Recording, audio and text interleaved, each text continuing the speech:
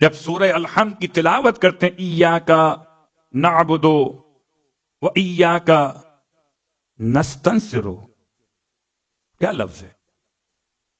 میں نے عربی سے استفادہ کرتے ہوئے صیغہ بدل دیا، نون سواد دے کر دیا، نہیں یہ تو نہیں ہے، پھر کیا ہے؟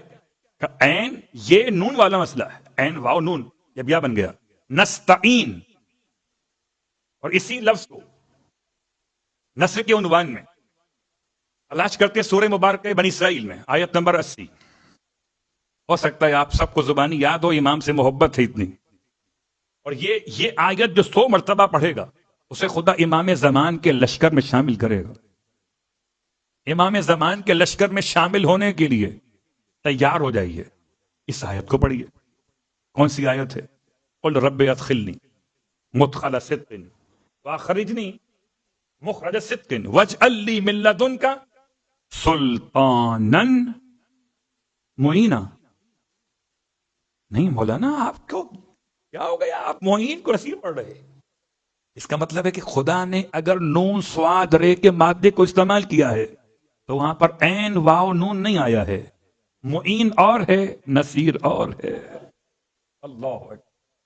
حبیب آپ کہیے اپنے رب کی بارگاہ میں ادخلنی مدخلا صدقین، کہ مجھے داخل کر سچائی کے ساتھ، وہ اخرجنی مخرجہ صدقین، مجھے نکال سچائی کے ساتھ، وَاجْعَلْ لِي مِن لَدُنْكَ سُلْطَانًا نَصِيرًا، اور میرے لیے قرار دے اپنی بارگاہ سے ایسا مددگار جو سلطان ہو۔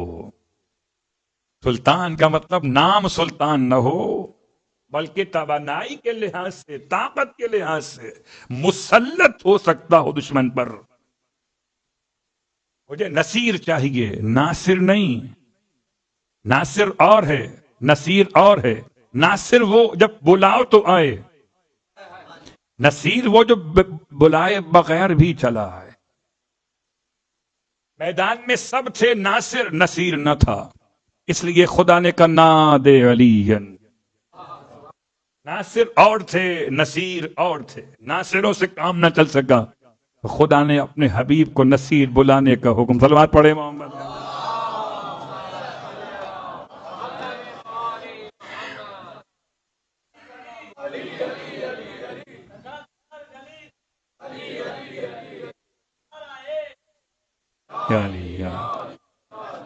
تو یہ آیت کا ترجمہ یثبت اقدامکم، اس لیے اتنی بات میں نے آپ کی خدمت میں کھول کے بیان کی کہ لفظ نصر کو استعمال کیا دعائے افتتاح کے اندر بھی، وَانصُرْهُ وَانتَصِرْ بِهِ وَانصُرْهُ نَصْرًا عَزِيزًا وَافْتَحْ لَهُ فَتْحًا يَسِيرًا۔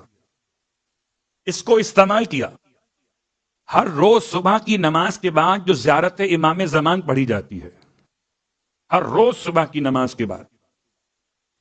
ہمارے یہاں اس کا معمول بہت کم ہے، البتہ نجف میں مولائے کائنات کے حرم میں ابھی سلسلہ شروع ہوا کہ ہر روز صبح کی نماز جماعت مکمل کرنے کے بعد مخصوص زیارت امام زمان کی، اس کے آخر میں امام کے ساتھ اظہار تجدید بیعت کیا جاتا ہے، اس میں بھی جملہ وَاجْعَلْنِي مِنْ أَنصَارِهِ۔